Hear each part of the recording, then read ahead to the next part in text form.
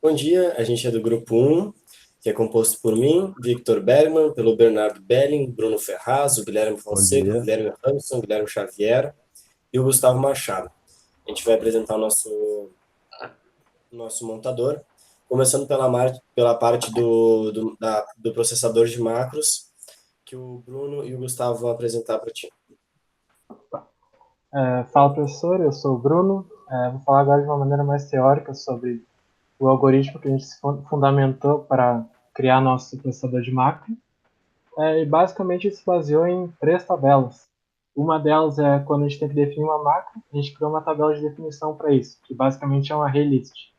Nela a gente vai armazenar todas as macros, tanto o protótipo dela quanto os nomes dela. Em conjunto com essa tabela vai ter a tabela de nomes também, que vai ter o nome de cada macro e um apontador tanto para o começo quanto para o final dela, em cada macro na tabela de definição. Isso serve para quando tiver uma chamada de macro, a gente saber tipo, aonde começa a ler e aonde a gente termina na parte de expansão. E também uma tabela de argumentos, porque sempre que a gente for expandir uma macro, a gente precisa guardar esses argumentos para passar para os parâmetros depois. Então, basicamente, foi esse o algoritmo que a gente se baseou. Agora o Gustavo vai falar um pouco mais sobre a relação entre a tabela de definição e as 3 tabelas e os meios de definição e expansão que a gente criou. Ok. Olá, meu nome é Gustavo e vou explicar como funciona o modo de definição e o modo de expansão. Lá no código, o modo de definição é basicamente quando encontra um macro, que é pelo opcode macro. Então ele vai pegar a próxima linha, que vai ser o protótipo, vai adicionar o nome do macro na name table, o início dele, aí o protótipo também, tudo mais, vai criar os parâmetros através de uma função criar parâmetro, aí vai começar a ler ele até encontrar o mend. Só que tem o problema, pode ter outra definição de macro dentro dele, então ele usa meio que aquela lógica dos parênteses, quando abre fecha, quando abre aumenta em 1, quando fecha diminui em 1. Outro detalhe é que quando ele adiciona a linha na macro definition lá no DefTable, ele já troca os parâmetros por um modo formal. Por exemplo, ele troca o e-comercial A, por exemplo, por hashtag entre parênteses 1. Outro detalhe também é que pode ter uma redefinição de macro. Então, sempre quando ele começa o modo de definição lá em cima, ele testa se já tem esse macro definido. Se tiver, ele exclui a definição anterior, arruma name table e começa a definir normal. Bom, esse é o modo de definição. Aí depois também tem o modo de expansão. O modo de expansão é quando acha uma chamada de macro. Quando ele acha a chamada de macro, ele vai pegar o protótipo dela, vai pegar o nome e tudo mais e vai começar a pegar as linhas em vez do arquivo da tabela da DefTable. Então ele vai criando os argumentos e tudo mais, colocar lá no argtable e vai escrever no arquivo final um comentário dizendo que teve uma chamada, aí vai começar pegando as linhas, trocando os argumentos direitinho, também trocando o ponto .ser, que é o contador dos labels. Aí dentro do IO, até acabar o macro, ele vai começar a pegar a linha, ele pega a linha, ele processa a linha e vai fazendo isso até achar a mend. E lá no meio pode também ter um label, para quando na chamada pode ter mandado um label que não é um parâmetro. Então ele vai colocar esse label na primeira instrução que não for uma definição de macro dentro do código. Aí depois é basicamente isso. Aí depois quando ele termina, isso daí ele dá um pop na argtable, diminui o expanding, que é para lá no getLine, que ele escolhe se o expand é maior que 0, ele pega a linha da DefTable, senão ele pega a linha do arquivo. E é basicamente isso. Bom, passando agora para o montador em si, então ele vai pegar o arquivo, primeiramente vai pegar o arquivo que sai da pessoa de macros, com as macros expandidas, vai retirar os comentários que tem lá, já que a gente passa também os comentários das chamadas das macros. Verifica algumas exceções do tipo se os delimitadores que são necessários, CR e LF, eles estão dentro do arquivo. Ou então se a linha é muito longa, ou seja, tem mais de 80 caracteres.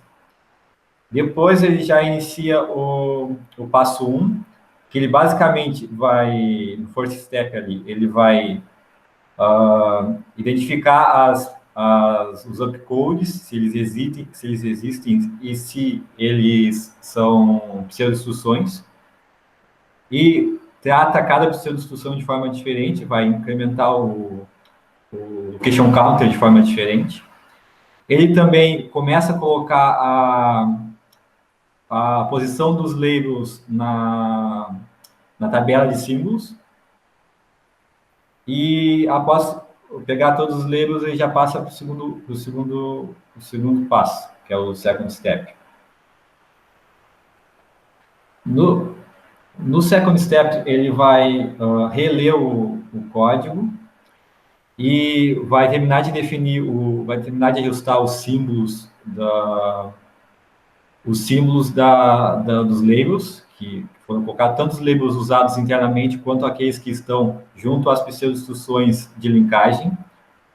E vai criar também o código de máquina referente à linha, vai criar os arquivos LST e o .obj, vai também criar o mapa de realocação, que vai ser usado tanto no linker quanto no loader depois,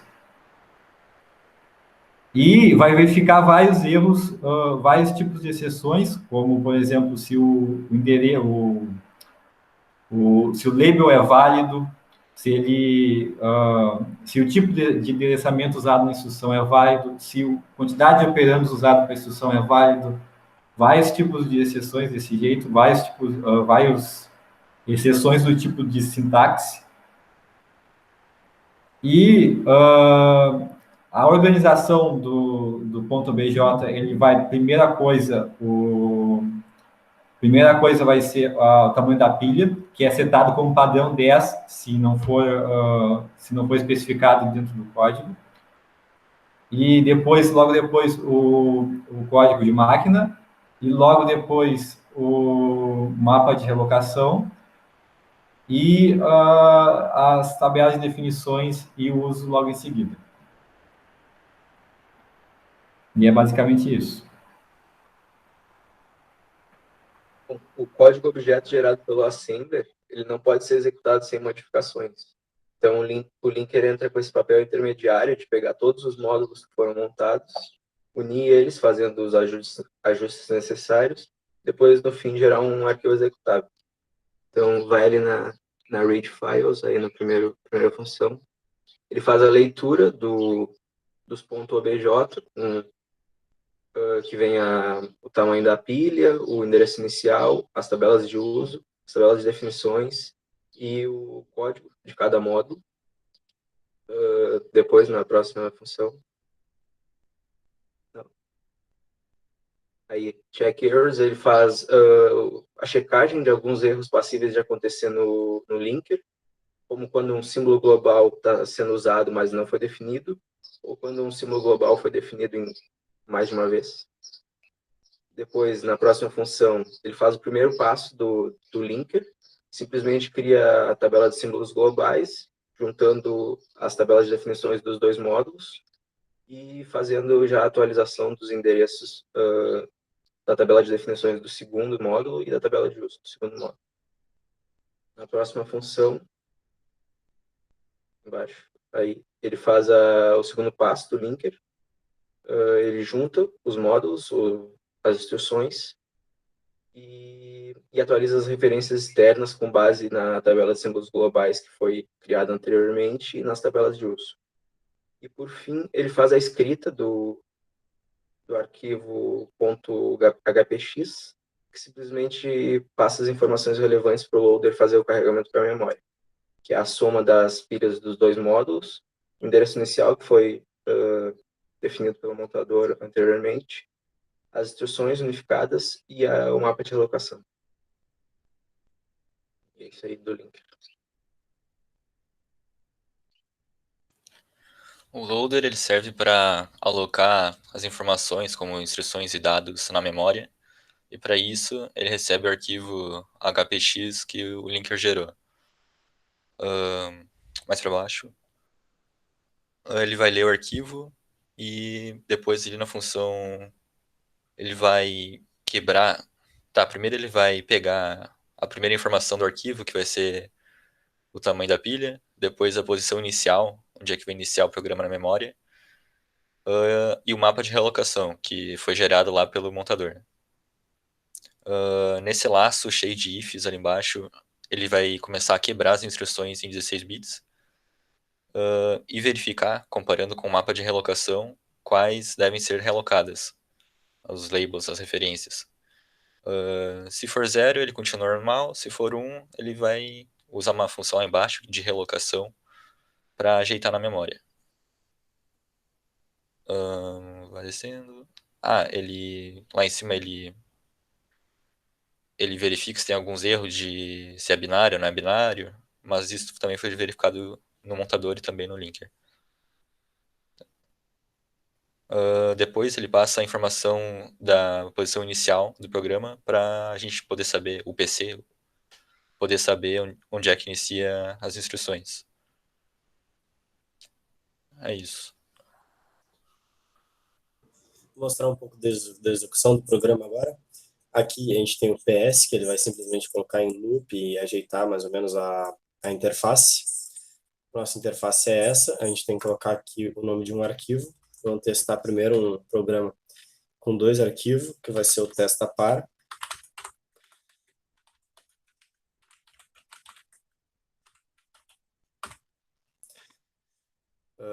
Vou colocar ele no step por step. A primeira coisa que ele faz é gerar as macros do programa.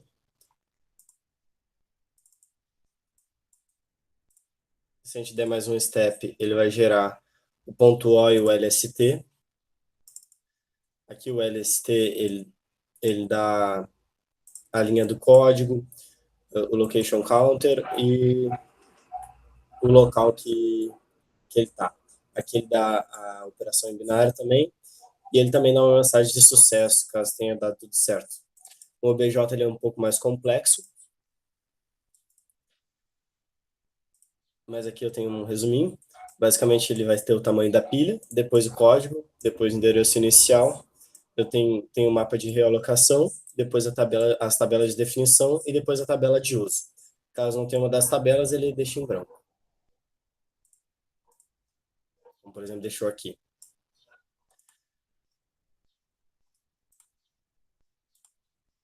A gente deu mais um step, gerou a macro para o segundo arquivo,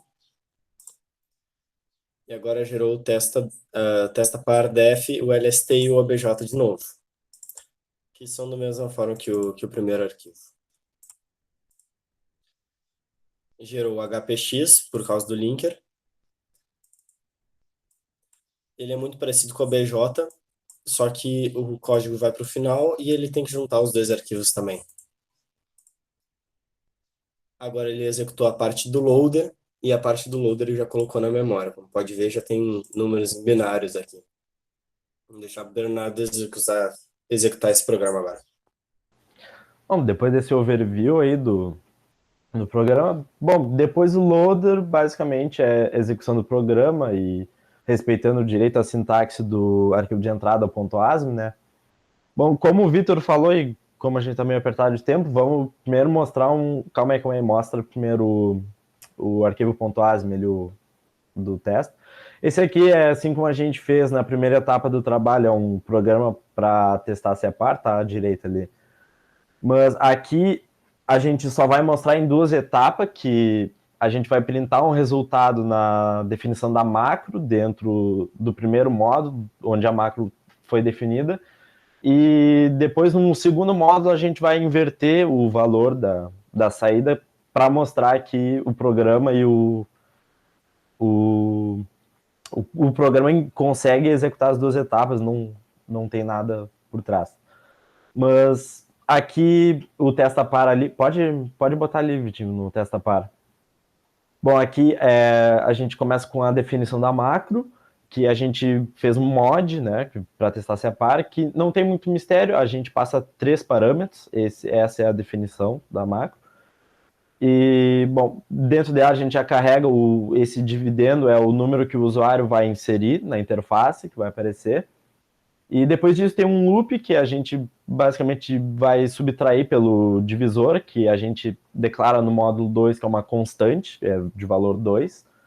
E ele vai ficar preso nesse loop até gerar um valor negativo, que então a gente soma depois, de novo, pelo valor do divisor, que vai resultar em 0 se for par ou 1 se for ímpar. E logo após isso a gente salva esse resultado no acumulador e printa. Porém, como a gente tinha dito, aqui ele vai dar o valor real do mod de 2, ou seja, ele vai printar 0 se for par e 1 se for ímpar. Então a gente vai ter 2 outputs.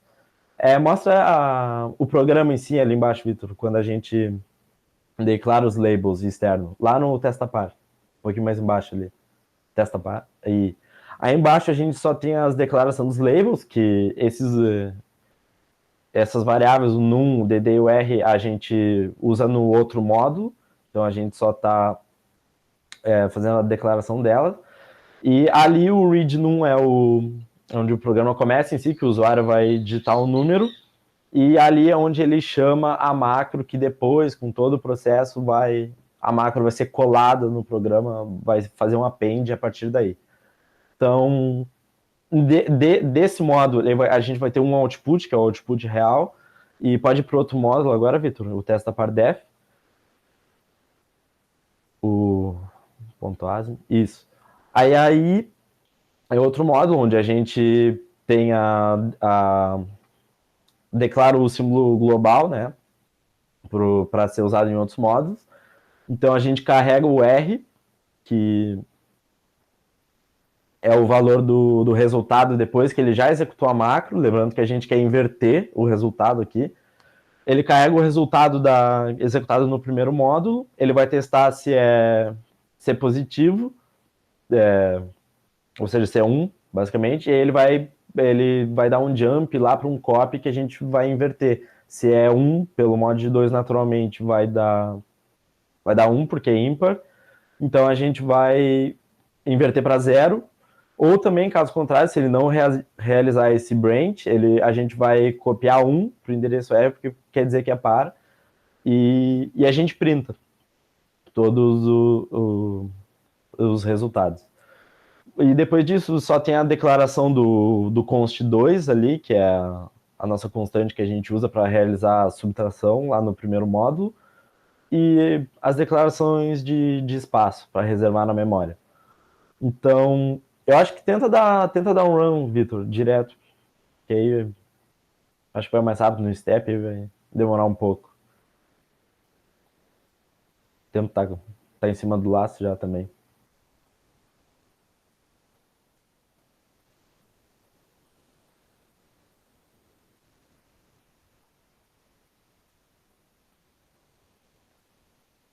Deixa eu botar, pode botar um número 512 aí, um número par. Que aqui dá para mostrar a velocidade do nosso run, que dá para alterar ali. Tudo pela interface mesmo. Lembrando que tem que ter 2 outputs. 512, o primeiro output tem que ser 0, que seria o natural. Acho que 512 foi um pouquinho alto, né? Mas uma hora vai. 512, o primeiro output teria que ser 0, depois a gente invertendo vai 1. Foi um valor meio alto aí, Sor. Qualquer coisa, ó, vamos editar essa parte e depois eu botar um valorzinho menor. Ó, tá todo mundo dando risada aqui, Sor. Só aparece a minha câmera, porque só eu tô falando. Professor, só um adendo, é que ali no current instruction, ele vai mostrando a posição, a instrução que está sendo executada no momento, só que agora é sem label nenhum, porque no momento que a gente passou dos pontos .bj lá e passou para executar, a gente já retirou os labels e já está nas linguagens de máquina mesmo, que funciona dentro da máquina. Cara, eu acho que cancela isso aí. Não, a gente não vai editar, Sor. Porque, ó, terminou. Na verdade, terminou. Como aí foi o que a gente quis. 512, o primeiro output, que é o natural, é 0, depois ele foi para outro módulo e printou pelo outro módulo. Então, essa parte dos 2 arquivos está funcionando certinho. Se quiser testar um ímpar aí, Vitor, bota 1, 5 aí, qualquer um. Que é mais rapidinho, né? Não vamos... 3 pode ser. E aí, de novo, mostrando que executou certinho. A gente tem outro exemplo, senhor, que é com um arquivo, mas que não vai dar tempo para mostrar certinho, mas eu vou passar por cima porque ali a gente fez as macros alinhadas. E o senhor havia comentado. Tu tem aí o pote, Vitor? Só mostrar o código primeiro, depois a gente roda. Aqui, bom, ele é muito grande, aqui a gente realiza a potenciação, o input do programa é a base e o expoente, que a gente quer realizar a potenciação. E aí, como tu pode ver, tu já tá mais no meio. Dá um scroll para cima ali, Vitinho. No início do programa a gente tem a definição de uma macro que é mul, que passa os 4 parâmetros, e ali embaixo a gente tem outra macro que é o pot, que dentro do pot a gente tem... um pouquinho mais para baixo, Vitor. Que aí dentro do pot a gente tem uma chamada para o mul. Então aqui a gente tem macro dentro de macro. Não vai dar para mostrar em detalhes, mas executa aí, Vitor, que ele tá rodando certinho. Não bota valor grande, bota 2 na 4. Esse programa é fazer uma potência. Então, primeiro a gente vai botar a base e depois o expoente. Vou botar 2 elevado na sexta. Vou mostrar novamente a velocidade.